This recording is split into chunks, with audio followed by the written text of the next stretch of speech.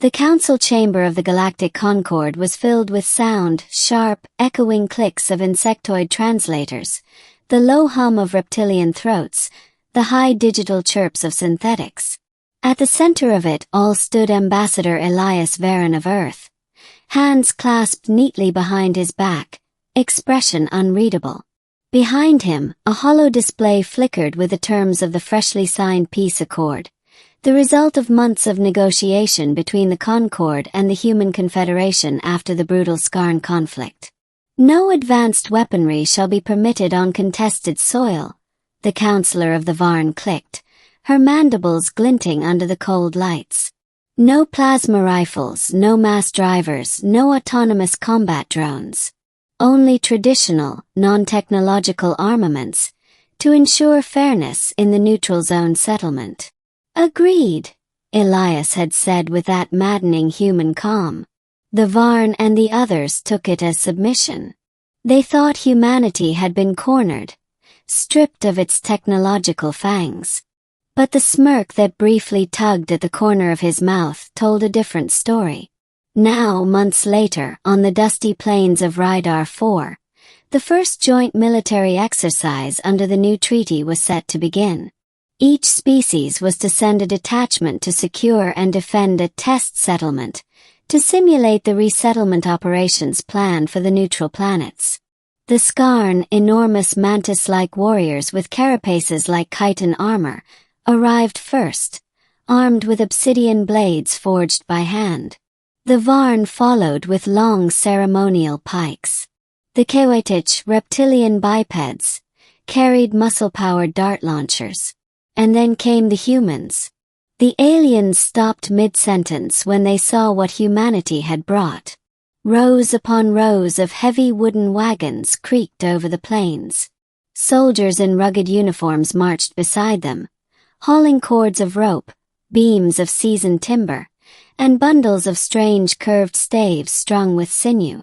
No shining alloy armor, no humming power packs. The humans' tools were wood, rope, and steel. At the head of the column rode Captain Mira Holden, her uniform plain but her eyes sharp. She dismounted beside the Skarn commander Threx and gave a curt nod. "Human detachment reporting for neutral zone exercise," she said. Threx's mandibles twitched. "Where are your weapons of war, human? You were forbidden from using your technology." Myra's lips curved into a smile. "Oh, these." She gestured at the wagons. "These are completely compliant. Manual mechanisms. Gravity-powered. Nothing advanced." The aliens gathered around as the humans began assembling their machines. The Varn emissary leaned closer, confusion glittering in her multifaceted eyes. "What are they constructing?" Within hours, the plane had transformed into something out of humanity's ancient past. Great torsion-powered siege engines rose on the horizon, their arms stretching skyward like wooden giants. Men and women strung longbows taller than their own bodies, tested crossbow triggers, and rolled boulders into neatly arranged piles. "Trebuchets," Mira said simply, brushing sawdust from her hands. "A medieval Earth invention. Uses counterweight mechanics to launch projectiles across great distances." The Skarn commander scoffed, clicking his mandibles. "You expect to win mock battles with rocks and string." "Rocks, string, and a bit of math," Mira said, eyes gleaming. The exercise began at dawn. Each faction was assigned a section of the valley, marked by boundary stones and neutral flags. The goal was to defend one's position using only permitted technology and tactics. Observers from the council hovered above in drones, monitoring compliance. The Skarn attacked first, as expected. Their chitin armor clacked in unison as they stormed across the field, blades flashing under the red sun. The Koi flanked from the east, dart launchers spitting bone-tipped projectiles. Mira gave one-hand signal. The trebuchets creaked, ropes groaned, counterweights slammed down, and the first volley of boulders sailed into the sky. Every alien head turned upward as the air itself seemed to shudder. Then came the crash. Boulders the size of hovercrafts slammed into the Skarn ranks, scattering them like leaves in a storm. Dust and debris filled the air. The Skarn's advance stopped cold. The Varn observers clicked in disbelief. How are they so precise without sensors? Physics, Mira murmured. And patience. Second volley fired. This time, the boulders were replaced with casks of compressed pitch, an ancient chemical mixture, ignited upon impact. Flames erupted across the field, forcing the reptilians to retreat. The Skarn's carapaces blackened and cracked under the heat. Still, the humans didn't move from their hilltop position. They simply reloaded. When the Kea regrouped and attempted a flanking maneuver, the longbows sang. Arrows, simple sharpened shafts of carbon steel, cut through the air with terrifying accuracy. Each human archer loosed 6 per minute, each shot finding a mark. By the end of the first day, the field was littered with the broken pride of 3 alien armies. And not a single human weapon had violated the treaty. In the Council's orbiting observation vessel, the representatives watched in silence.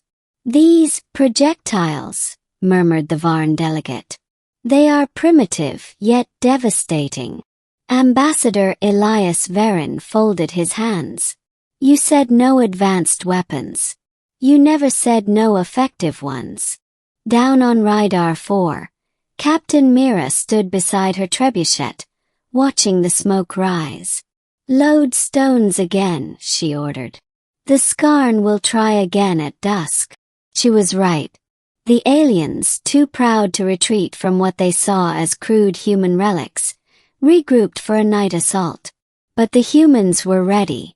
Their engineers had modified the trebuchets to launch not just boulders, but bundles of metal shards, ancient anti-personnel devices once called grapeshot. When the Skarn charged again under cover of darkness, the air filled with a storm of deadly iron. The battle lasted barely an hour. By dawn, every alien faction had withdrawn from the field. And that was when the observers realized something chilling. Every move the humans had made, every angle, every range, every reload interval, had been mathematically calculated and rehearsed. The trebuchets were not just siege engines. They were ballistic computers built from rope and wood. The human detachment had obeyed every rule. And yet, they had rendered 3 alien armies helpless. The dawn after the battle was still, the kind of silence that follows shock. Smoke curled from the scorched plains, the air thick with the scent of burned pitch and splintered pride. The human encampment remained steady, rows of tents standing neatly, machines of timber and rope aligned like monuments to some forgotten era of conquest. Captain Mira Holden walked among her soldiers as they checked ropes and replaced cracked beams. No one celebrated. They didn't need to. Victory wasn't just on the field. It was in the message carried by every stunned alien watching from the observation ships above. By mid-morning, a shuttle from the Galactic Council descended, its silver hull gleaming through the haze. Ambassador Elias Verin stepped out, flanked by 2 Varn peacekeepers and the tall Skarn commander Threx, whose carapace still bore scorch marks. Threx's mandibles flexed as he glared across the plain. "You humiliated my warriors, human. This was meant to prove equality under peace. Instead, you've mocked it." Mira didn't flinch. "We followed every rule of the treaty. No energy weapons. No powered flight. No advanced guidance systems. Every piece of equipment here could have been built 1,000 years ago." The Varn delegate tilted her head, her tone cautious. "Then how did you achieve such precision? No sensors, no targeting drones. And yet every strike hit as though guided by computation." Mira gestured toward the trebuchets. Because they were. Just not the way you think. Every shot was calculated by hand. Measured, tested, predicted. We used wind gauges, angles, and weights. We used the human brain. Threx let out a rasping hiss. You turned a simple exercise into slaughter. Correction, said Elias, stepping forward. We turned it into education.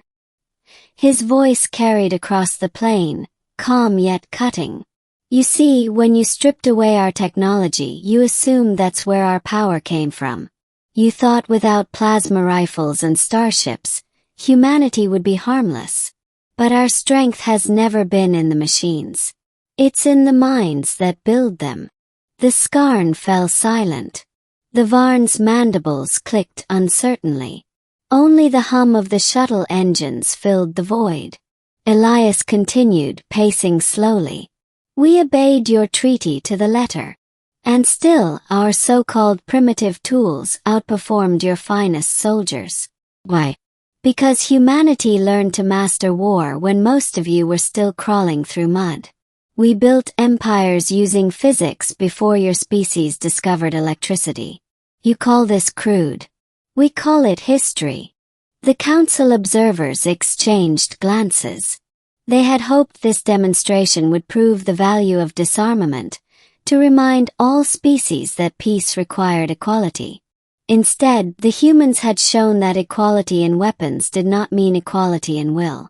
Later that afternoon, the council convened aboard the orbiting vessel to review the exercise. Mira and Elias were invited to testify. Around the circular chamber floated holograms of the battle. Boulders soaring, arrows cutting through the air, fire raining across the plains.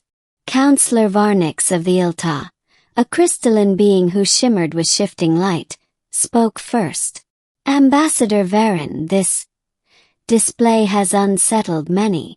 Your people's actions, while technically within the rules, seem to contradict the spirit of peace. Elias inclined his head. With respect, Counselor, the spirit of peace is meaningless if it ignores truth. You wanted to see if humanity could cooperate under restriction. We did. You wanted to test if we would fight fair. We did. And you learned something vital. You can't contain human ingenuity with rules. The room buzzed with translation clicks and murmurs. Mira remained silent beside him, her eyes scanning the alien faces. She could see what they were thinking. Fear, yes, but also awe. The Skarn commander slammed his clawed fist on the table. You seek to intimidate us. To prove that even without your fleets, you are dangerous. Elias met his gaze. No. We seek to prove that peace with us is the only rational choice. For a moment no one spoke. The chamber's lights dimmed slightly, and the hollow projection replayed a Trebuchet's launch in slow motion. The stone arced perfectly through the air before smashing into a target with devastating precision. Counselor Varnix's tone softened. Then tell us, Captain Holden. If your people can turn wood and rope into devastation, what will happen if the next treaty fails? If war returns? Mira didn't hesitate. Then we'll build again. Whatever tools remain, we'll turn them into weapons. If we have only stones, we'll sharpen them. If we have only words, we'll weaponize those too. That's humanity. We don't quit, we adapt. The chamber fell into heavy silence. Even the Skarn seemed unwilling to argue further. Elias gave a small nod. That's the lesson of Rhydar 4. Peace will not last because of treaties or signatures. It will last because you'll remember what happens when you underestimate the species that built trebuchets in the age of starships. The council adjourned in uneasy quiet.